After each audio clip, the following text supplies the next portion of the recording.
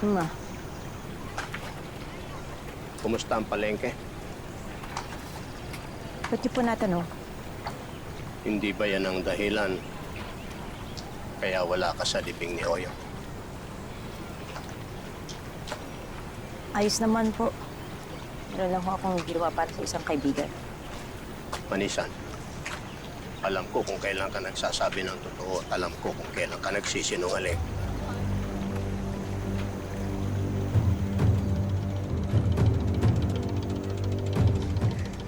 Panlima! May paparating po mga nakasay sa bangka. Ah?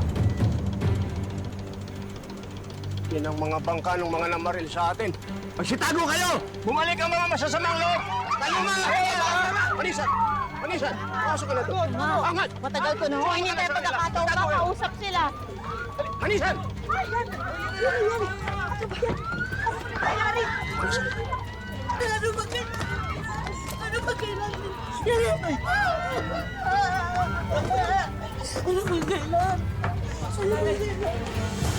Ayaw namin ang gulo! Mag-usap tayo! Huwag kayong magpaputok! Pag-usapan natin ito! Ano ba ang sadya ninyo?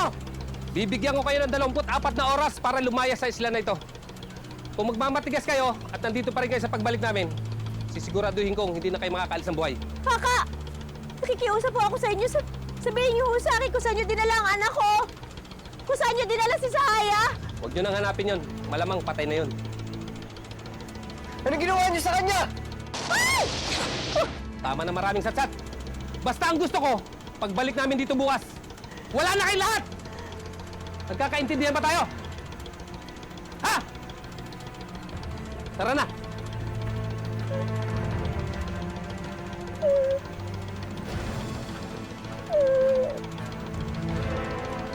Tayo!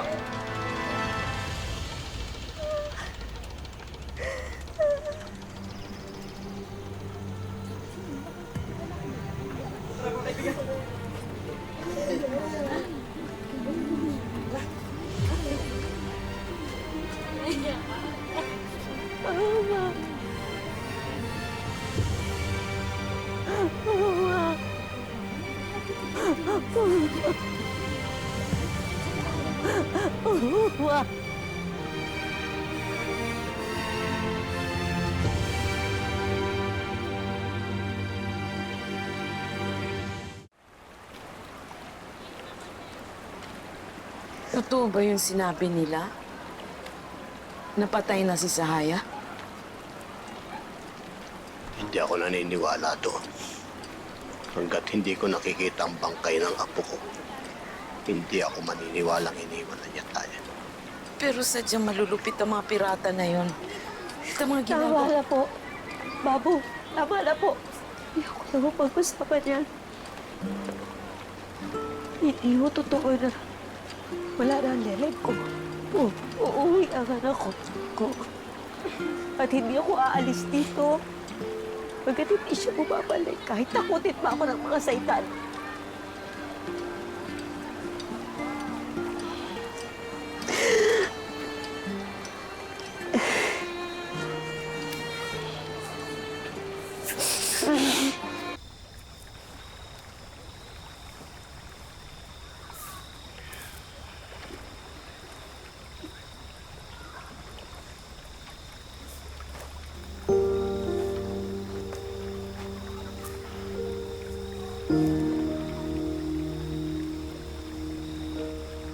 I'm a living testament of my mother's love, sacrifices, and commitment to my education.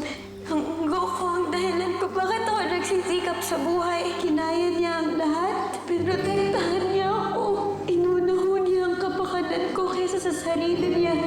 Para lang bigyan ako ng magandang sukot. Unggo, ikaw ang dahilan ko bakit ako nagsisikap ngayon. Mahal na mahal na mahal na mahal kita, unggo ko.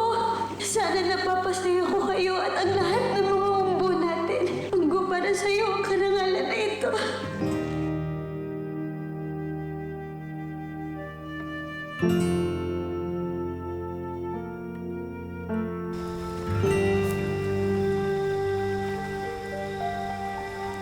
Manisan.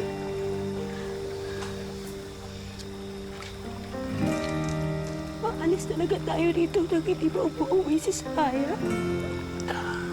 Hindi naman tayo lalayo.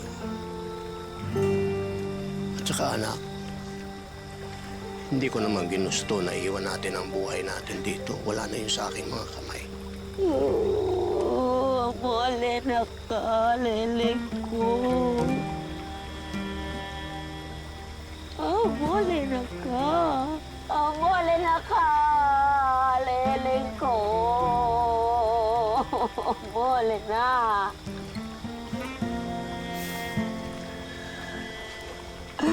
Ang lele ko. Ang lele ko.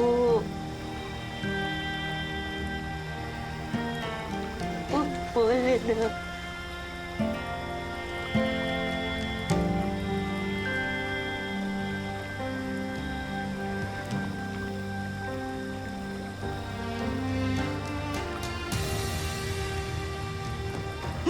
Ang lele ko. Oh, no. Oh.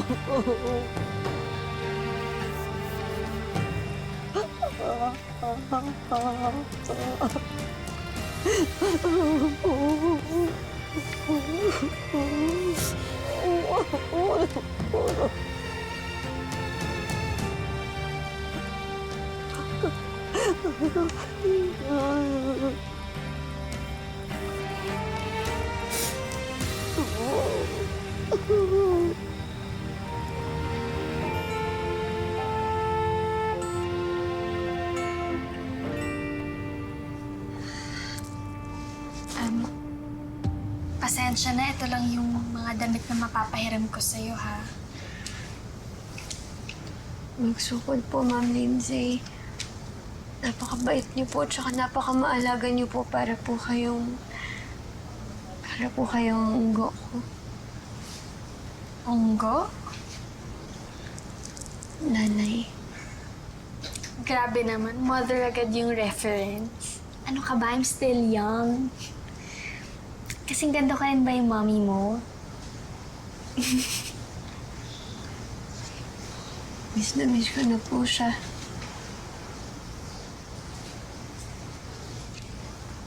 Sana po makatulong na po agad yung mga pulis.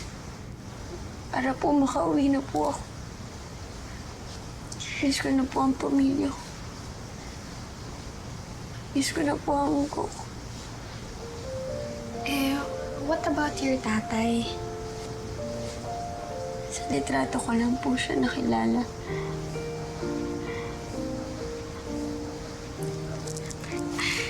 Pareho pala tayo.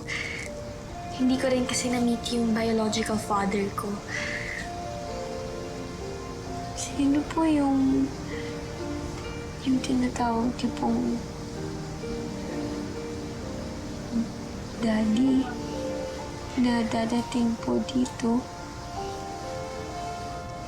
He's my stepdad. Siya na yung naging daddy ko. Tsaka, siya na lang din yung kinilala kong daddy ever since. Sana ma-meet mo siya sa Haya. Sana po makilala niyo din po ang pamilya ko, ma'am. Pinagmamalaki ko din po sila kahit kanino.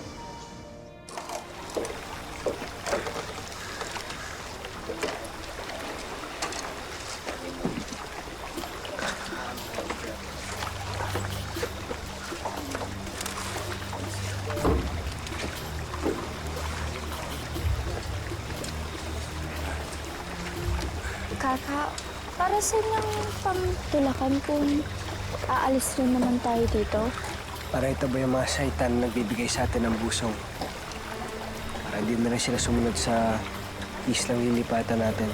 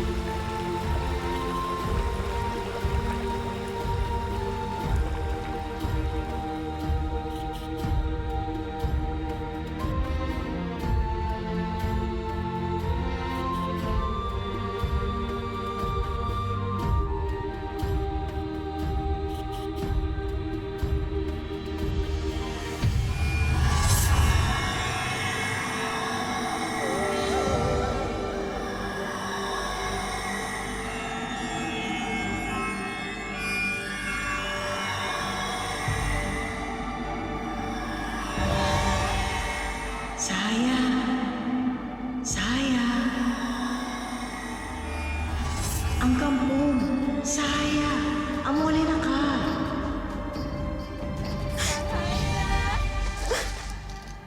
Kampong,